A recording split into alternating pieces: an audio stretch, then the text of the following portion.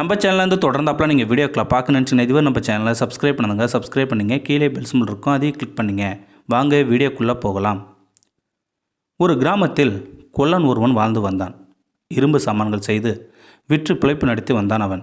அவனுக்கு அன்பு அழகும் நிறைந்த மனைவி இருந்தாள். அவன் வாழ்க்கை உழைப்பு காதலும் ஊடலுமாக மகிழ்ச்சி வெள்ளமாய் ஓடிக்கொண்டிருந்தது. கொல்லம்பட்டறை தொழிலில் ஒரு சமயம் நலிவுற்றது. அன்றாட உணவுக்கே வறுமை என்ற நிலை வந்துவிட்டாலும் கொல்லன் சோகமே உருவாகிவிட்டான். அதை கண்ட மனைவி ஆறுதலாய் பேசினாள். எதுக்குங்க கலங்குறீங்க? இந்த தொழில் இல்லைன்னா என்ன? பக்கத்து காட்டில் போய் விறகு வெட்டி அதை அக்கம் பக்கத்து கிராமத்தில் விற்றா 4 காசு கிடைக்குமே, அதை வச்சா ராஜா வட்டம் வாழலாமே என்றாள் மனைவி.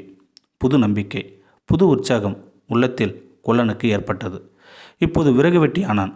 அந்த தொழிலில் ஓரளவு வருமானம் கிடைத்தது. இருந்தாலும் வீட்டில் தினமும் சோளக்கஞ்சி கொள்ளு துவையல்தான். கூடவே மனைவியின் சிரித்த முகமும் கனிவான கொஞ்சலும் அவனுக்கு ஓரளவாய் மகிழ்ச்சியை தந்தாலும் சற்று சோகமாய் இளையோடி காணப்பட்டான். ஒரு நாள் ஊடலும் சரசமாய் இருந்த வேளையில் மனைவி கேட்டாள், மாமோய், இன்னும் உங்கள் மனசு ஏதோ சோகமாக இருப்பது போல தெரியுதே. விறகு வெட்டியான் நம்ம கொல்லன்னு சொன்னான். பட்டறை தொழில் நல்லா இருந்த காலத்தில் நம்ம வீட்டில் தினம் நெல்லுசோறு தான் கறி குழம்புமாக இருக்கும். இப்போ இப்படி வயிற்றை கட்டி வாழ்கிறமே செல்லம், அதாண்டி குட்டிமா மனசுக்கு என்னவோ போல இருக்கு என்றான் கொல்லன். கண்ணு கலங்காதீங்க, என்னோட நகையை விற்றா கொஞ்சம் காசு கிடைக்குமே, அதை மூலதனமாக போட்டு நம்ம ஒரு விறகு கடை ஆரம்பிச்சிடலாம். காட்டில் விறகு வெட்டுற ஜனங்களுக்கு கூலி கொடுத்து விறகு வாங்கி போடுவோம்.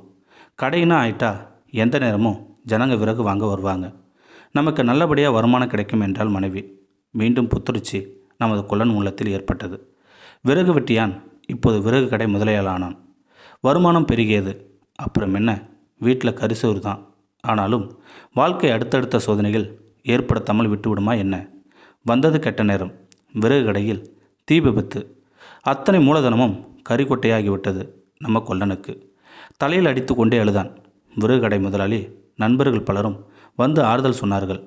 கலங்காதே நண்பா, மறுபடியும் விறகு வெட்டி வாழ்க்கை நடத்து, எதிர்காலத்தில் ஏதாவது நல்லது நடக்கும் என்றார்கள். மனைவி வந்தாள்.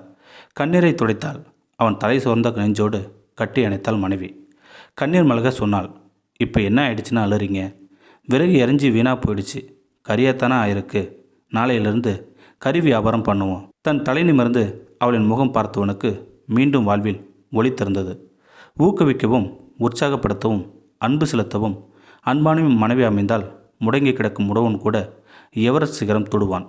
இந்த வீடியோ உங்களுக்கு பிடிச்சிருந்தா கமெண்ட் பாக்ஸில் கமெண்ட் பண்ணுங்கள். கூட உங்கள் ஃப்ரெண்ட்ஸுக்கு ஷேர் பண்ணுங்கள். இதுவரை நம்ம சேனலை சப்ஸ்கிரைப் பண்ணுங்க. சப்ஸ்கிரைப் பண்ணிங்க. கீழே பெல் சிம்பல் இருக்கும், அதையும் கிளிக் பண்ணுங்கள். தேங்க்யூ ஃபார் வாட்சிங்.